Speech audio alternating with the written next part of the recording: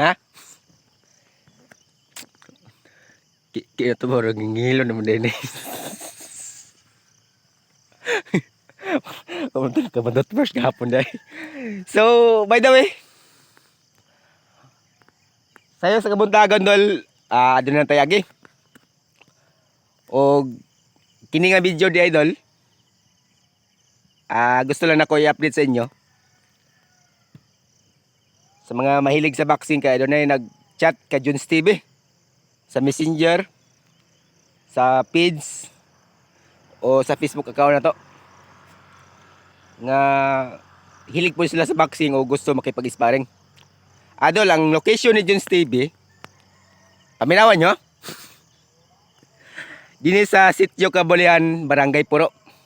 Ano o interesado ka nga makipag-sparring, ako masulti sa inyo itumong lang po og Domingo. Linggo. Schedule lang dol kay ngano. Lunes, Martes, Merkulis, Huwebes, Biyernes, Sabado. Namata din dol. Mao na tong pangitaan din sa tong sa akong probinsya sa Masbate. So sa Domingo, ihatag ko na og time para sa tong hilig. Di ba? Take note lang, wa mong koy gipili dol nga kontra. Matako man na siya o magamay o kamats-mats lang. Kung interesado ka nga makipag-sparring ka Juns TV, 100% singuton po ka. Kaya ito mo sa pangandaman dol.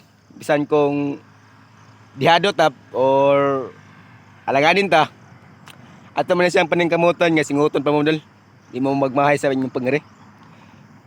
Nya, ang ako lang masulti sa karong nga video na to karon dol, nagpapasalamat pud ako sa mga followers na to nga bago o sa tong mga amigo, amiga, kaaway o Chandra nga padayon pon pagsuporta ka Juns TV. So nakaingon pod ko dol na lahi gid ang karisma sa boxing kaysa una mao man akong content sa akong YouTube channel na Juns TV. Nya mag-training siya dol. Lahi gid sa trabaho na to dol nga sama ni. Wa gi mamansin pati si Mita di gyud pansin ka. Muna nga sa akong kuan karon kay siyempre daghan man pod og mga tao nga hilig og boxing. Aton po na siya nga tagan og time. Every linggo, kada Domingo dol, kung ganahan mo, pwede ra gyud mo mga mag-message lang mo. Okay guys, Juns TV. Kung may problema, wag ito'y problema gid. So, kini nga atong gitrabaho karon dol, ako ra mo po ning gi-share sa inyo. Ibasig na sa mga taong ganahan sa ani nga trabaho. Aduna sa gimoy makatunan ka sa kuha. O di ba? Aduna sad moy makatunan galing ka Juns TV. Kay di man singon dol nga nagdinalot ko sa akong mga nakatunan. Pero aduna po yung mga tao nga wa kasabot og unsay trabaho sa maani. Makaingon gid dol nga batiag batasan ni Juns TV. For example dol, kay ako dol, sa ako ang kaugalingon karon, halimbawa kini tong mga gipantanom karon. Kini akong gipantanom karon dol. Kung makan-an ni siya sa hayop or unsya andra, siyempre masakitan pod ko.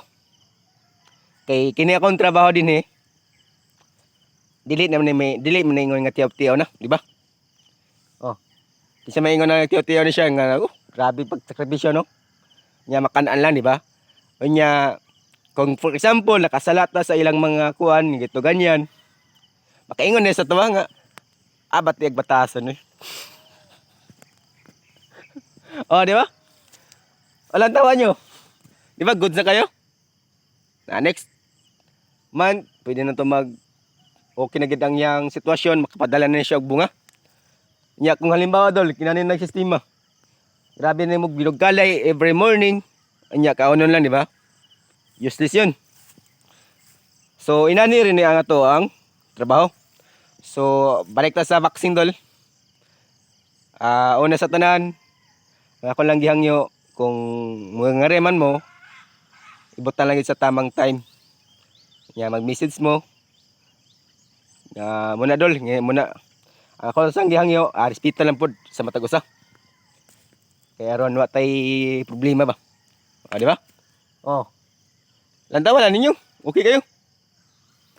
Nya kung ikaw ay mahilig po sa aning nga trabaho, dol, 100% kung mapanood nyo ang video na to, nagi kay mga makatunang gamay. Ug labian ni dol. Kini dol, ako na gini katabang sa kwadol. Kaya nani dol, mawahan akong kakapoy. 100% yan. So, dahan salamat.